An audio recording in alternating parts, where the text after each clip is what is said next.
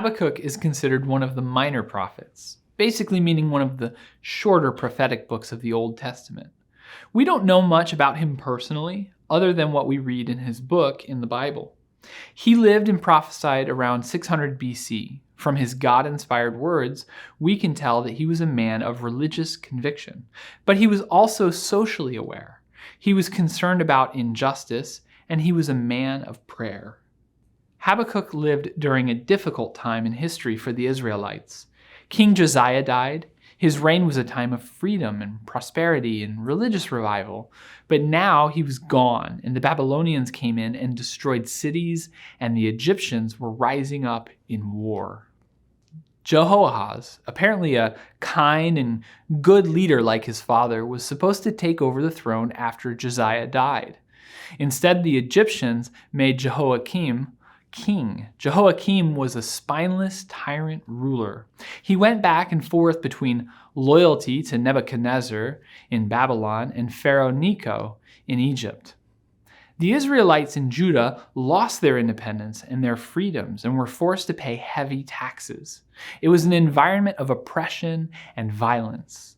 The Chaldeans is another name for the Babylonians.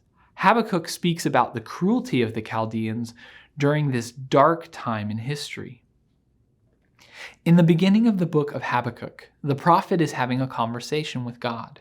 He is stating his complaints to God, though doing so respectfully and humbly. Let's read Habakkuk chapter 1, verse 13.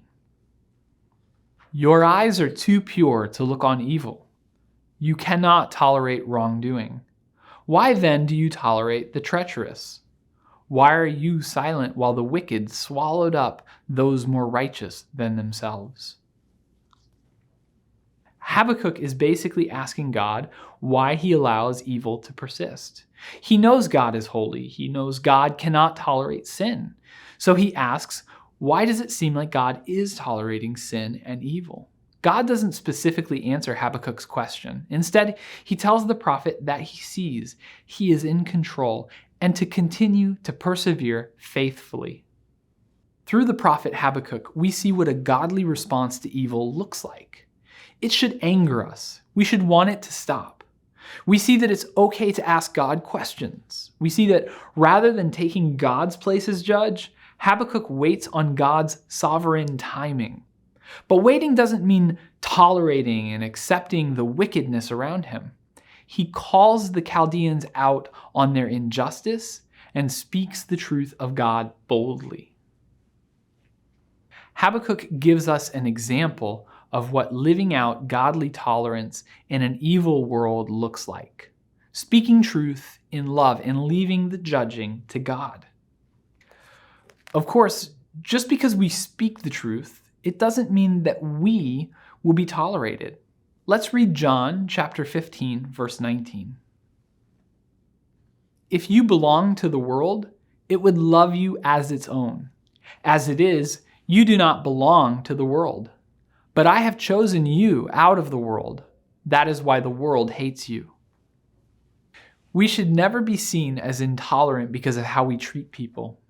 This is an issue of ethics. We should always treat people with love and grace. If we are treating people in any other way, we should be called out on our intolerance. We should never cut off a channel of love. That's what our personal tolerance is about, both inside and outside the church. We need to keep the relationship open to conversation. However, if people call our message intolerant, they're really responding to God and His truth. God's truth often hurts, but we should never hurt people. Our faithfulness to the truth should always look like love. And what is that loving truth? Jesus is the only way to a restored, eternal relationship with God. Christianity isn't intolerant because there is only one way. Everyone is invited and included. Others may not agree that this is showing tolerance, but truth does not change based on what people think. Jesus is the only way. However, what people often hear from us instead is that we are the only ones going to heaven.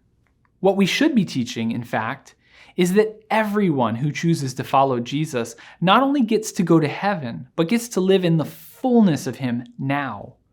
What a privilege that the path is open to all. So let's go back to the idea of coexisting. We must live on this planet with people who do not follow Christ as we do. However, we have to figure out how to move beyond just living on the same planet.